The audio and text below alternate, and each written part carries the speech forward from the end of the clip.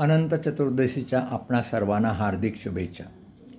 अनुराधा तिवरकर नावाच्या एक कनिष्ठ लिपिक शासकीय कर्मचारी आहेत.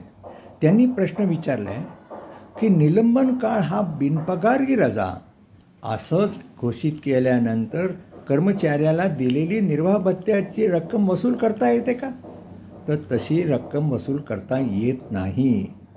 निलंबित कर्मचाऱ्याची सेवेत पुनर्स्थापना झाल्यानंतर निलंबन काळातील किती वेतन द्यावं यासंबंधीचे जे नियम केलेले आहेत त्या नियमातल्या तरतुदीप्रमाणे ते जे नियम आहेत महाराष्ट्र नागरी सेवा पदग्रहण अवधी स्वेतर सेवा निलंबन काळातील प्रदाने नियम 1981च्या नियमात अशी स्पष्ट तरतूद केलेली आहे की निलंबन काळासाठी जी रक्कम द्यायची ती रक्कम त्याला देय असणाऱ्या निर्वाह भत्त्यापेक्षा कमी असता कामा नये.